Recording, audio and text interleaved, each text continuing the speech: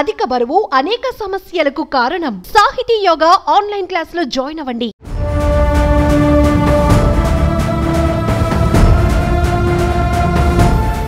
మొత్తానికి సైఫ్ అలీ ఖాన్ మీద కత్తిపోట్ల దాడి చేసిన నిందితుడిని పోలీసులు పట్టేశారు.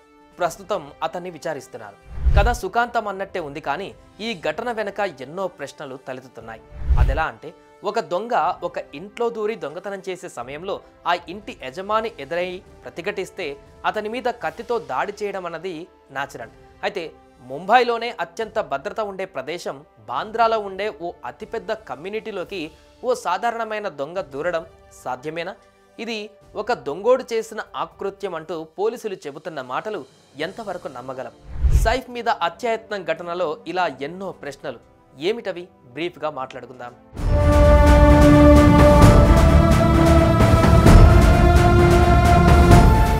ముంబై బాంద్రా ప్రాంతం పెద్ద పెద్ద సినిమా సెలబ్రిటీలు, ఇతర ముఖ్యులు ఉండేటువంటి అత్యంత ప్రముఖమైన ప్రాంతం. హైదరాబాదులో జూబ్లీ హిల్స్, బంజారా హిల్స్ ఎలాగో అలాంటి ప్రాంతం కంటే ఇంకా ఎంతో ప్రముఖమైన ప్రాంతం. ఆ ప్రాంతంలో ఉండే ఇళ్లలో ప్రతి ఇంటికి సీసీ కెమెరా వ్యవస్థ, ప్రతి ఇంటికి పెద్ద ఎత్తున సెక్యూరిటీ సిబ్బంది, దాంతోపాటు రాత్రింబవళ్లు పోలీస్ పెట్రోలింగ్ ఉంటుంది. అలాంటి ప్రాంతంలో వీటన్నిటికీ మించిన స్థాయిలో సెక్యూరిటీ ఉండే సైఫ్ అలీ ఖాన్ నివసించే ఓ కమ్యూనిటీలోకి ఒక దొంగ బయట నుంచి రావడం అన్నది అసాధ్యం. ఒకవేళ వచ్చిన కొద్ది నిమిషాలలోనే సెక్యూరిటీ సర్వేలైన్స్లోకి రావడం అన్నది అనివార్యం. ఇలాంటి పరిస్థితుల్లో ఒక దొంగ సైఫ్ అలీ ఖాన్ ఇంట్లోకి ఈజీగా ఎలా ఎంటర్ కాగలిగాడు? రాత్రుల సమయంలో కూడా ఆ ఇంటి తలుపులు తీసే ఉంటాయా? లేదంటే పాత తెలుగు సినిమాలలో లాగా హీరో చెట్ల మీద ఎగవాకి హీరోయిన్ పడగదిలోకి వెళ్ళినంత ఈజీగా ఆ ఇంట్లోకి ఎంటర్ అయ్యే అవకాశం ఉందా? వింటుంటే విడ్డూరంగా లేదు?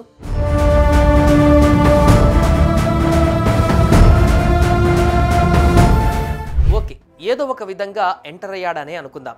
సొమ్ములు ఎక్కడున్నాయో ఆ గదిలోకి వెళ్ళాలి, కానీ పిల్లలు పడుకొని నిద్రపోతుంటే గదిలోకి వెళ్ళడం ఏమిటి? అక్కడికెళ్ళి పిల్లల దగ్గర పడుకొని ఉన్న కేర్ టేకర్తో కొద్దిసేపు వాదనకు దిగడం ఏమిటి? ఈ గొడవ వినపడి అక్కడి నుంచి సైఫ్ అలీ ఖాన్ ఆగంతకుడితో వాదనకు దిగడం ఏమిటి? తమ అలికిడి గమనించిన వారి మీద ఇమ్మీడియట్గా దాడికి దిగే దొంగలు ఇలా తీరిగ్గా నిలబడి వాదన పెట్టుకునేంత తెలివి తక్కువ పనిచేస్తారా?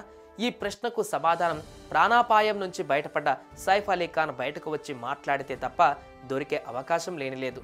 ఇలాంటి పరిస్థితుల్లో వచ్చింది దొంగ అని పోలీసులు ఎలా తేల్చేస్తారు అన్న ప్రశ్నకు సమాధానం దొరకడం లేదు.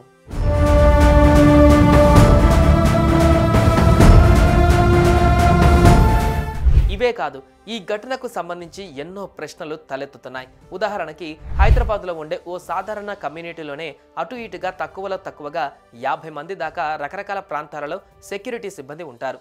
అలాంటప్పుడు హై పొజిషన్ ఏరియాలో ఉండే అత్యంత ఖరీదైనటువంటి ఆ కమ్యూనిటీలో ఎంతమంది సిబ్బంది ఉండాలి? వారెవ్వరూ ఆ దొంగ లోపలకు వెళుతుంటే కనిపెట్టకపోవడం ఏమిటి? క్వశ్చన్ 2, ఎంతో మంది సెలబ్రిటీలు, వ్యాపార ప్రముఖులు నివసించే ఆ కమ్యూనిటీలో మెటల్ డిటెక్టర్లు లేవా? ఒక కత్తిని బ్యాగులో పెట్టుకుని ఓ వ్యక్తి కదులుతుంటే అవి కనిపెట్టలేకపోయాయా? ఆ కమ్యూనిటీలో ఏమాత్రం సీసీ కెమెరాలకు కనిపించకుండా 4 గంటల పాటు నిందితుడు ఎక్కడ దాక్కోగలిగాడు? ఇది ఎలా సాధ్యమైంది? అంత పెద్ద కమ్యూనిటీలో అడుగడుగున సీసీ కెమెరాలు ఉంటాయి. అన్ని ప్రాంతాలలో సీసీ కెమెరాలు ఉంటాయి.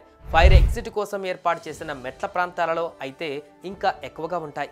అలా ఉన్నప్పుడు ఒక్క 6వ అంతస్తులో ఉన్న సీసీ కెమెరాలో మాత్రమే అతని కదలికలు ఎలా రికార్డ్ అయ్యాయి? మిగతా అంతస్తుల్లో ఉన్న సీసీ కెమెరాల ఫుటేజ్లో అతను కనిపించకపోవడానికి కారణం ఏమిటి? అసలు ఇదెలా సాధ్యం? ఈ గొడవ, ఈ కత్తిపోట్ల వ్యవహారం కేవలం దొంగ సైఫ్ అలీ ఖాన్ మధ్య జరుగుతుంటే అక్కడ ఉన్న చిల్డ్రన్ కేర్ టేకర్ వెంటనే స్పందించి ఈ ఘోరం గురించి సెక్యూరిటీకి సెల్ ఫోన్లో లేదంటే ఇంటర్కమ్ ద్వారానో ఎందుకు చెప్పలేదు? సైఫ్ అలీ ఖాన్ లాంటి ఆజానుబాహుణ్ణి వెన్నులోకి కత్తి దిగే చొచ్చుకుపోయే విధంగా పొడవడం, ఆపకుండా 6 కత్తిపోట్లు పొడవడం అన్నది ఒక దొంగకు సాధ్యమయ్యే పనేనా? సైఫ్ అలీ ఖాన్ను పొడిచి దొంగ పారిపోతుంటే ఆ కమ్యూనిటీకి పరిసరాలలో ఉండే సీసీ కెమెరాలలో అతని కదలికలు రికార్డు కావాలి కదా? వచ్చిందో ఒకడా ఇద్దరా, వారు దొంగతనం కోసమే వచ్చారా లేదంటే సుపారీ కిల్లర్సా అన్నది తేల్చకుండానే ఇది కేవలం దొంగతనం కోసం చేసిన ప్రయత్నమని పోలీసులు చెప్పడం వెనుక మర్మమేమిటి? ఈ కత్తిపోట్ల కేసులో నిందితుడు అయితే దొరికాడు, కానీ అటు సైఫ్ అలీ ఖాన్ ఆరోగ్యం మెరుగుపడి ఆయనకు అసలేం జరిగిందో చెప్పేదాకా ఇది కేవలం దొంగతనం అన్నది నమ్మేందుకు జనాలు సిద్ధంగా లేరన్నది కాదనలేని వాస్తవం. సుమన్ టీవీలో మీ పర్సనల్ అండ్ బిజినెస్ ప్రమోషన్స్ కోసం కింది నెంబర్కి కాంటాక్ట్ చేయండి.